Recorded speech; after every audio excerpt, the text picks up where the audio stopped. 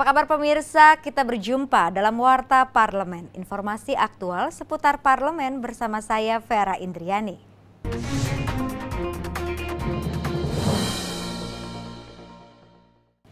Ketua DPR RI Setia Novanto menegaskan Indonesia dan Arab Saudi berkomitmen bersama untuk memperkuat persatuan dan perdamaian dunia. Indonesia dan Arab Saudi juga sepakat untuk bekerja sama dalam memerangi paham komunisme dan Zionisme yang berpotensi pada tindakan terorisme dan radikalisme.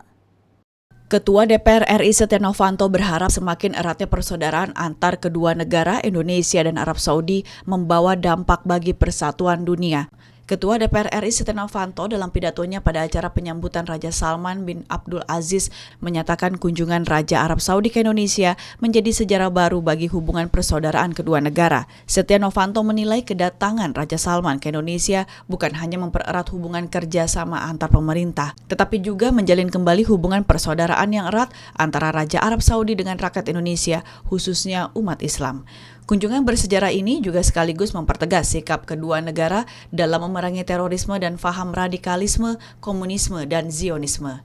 Jika 47 tahun yang lalu, kedua negara mempunyai pandangan dan sikap yang sama dalam menghadapi ancaman komunisme dan Zionisme, maka ancaman yang kita hadapi sekarang ini adalah bagaimana menciptakan keamanan dan perdamaian dunia. Dengan semakin memburuknya kondisi persatuan dan kesatuan dunia, Ketua DPR RI Setia Novanto mengajak Arab Saudi dan negara-negara Muslim lainnya bersatu dalam menciptakan keamanan dan perdamaian dunia. Karena dengan adanya perdamaian, cita-cita untuk kesejahteraan dan kemakmuran dunia akan cepat terwujud.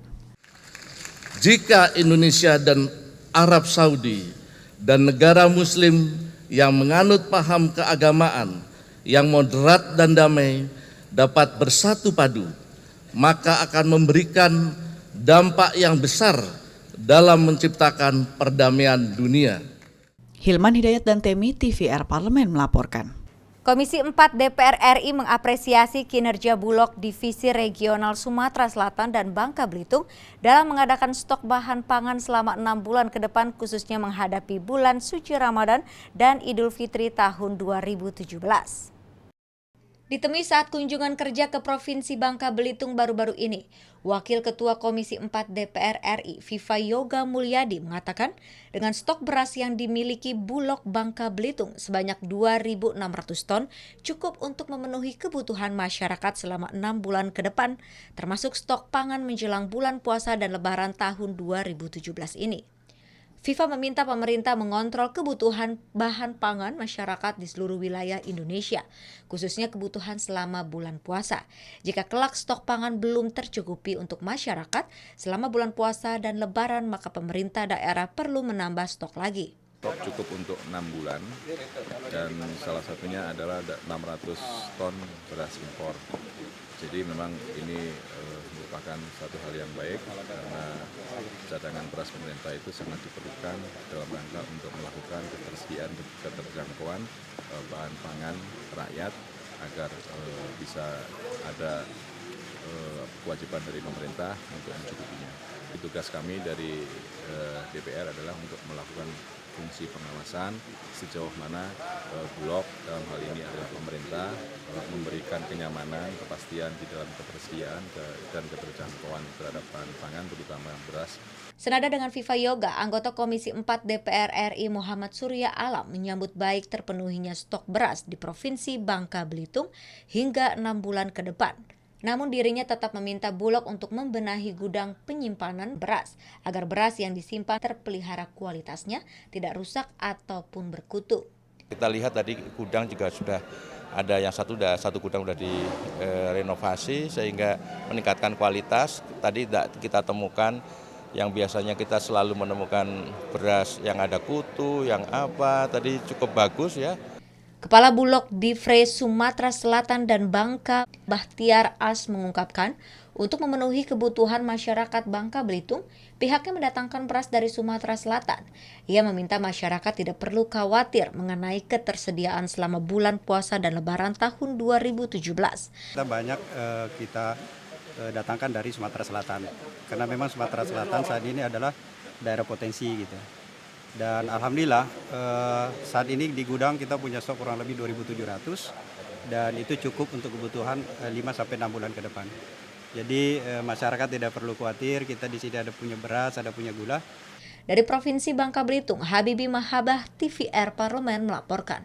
Ketua Komisi 8 DPR RI meminta pemerintah daerah Tangerang Selatan segera membangun sarana dan prasarana kantor Dinas Sosial Kota Tangerang Selatan dan menambah sumber daya manusianya agar pelayanan kepada masyarakat dapat berjalan secara maksimal.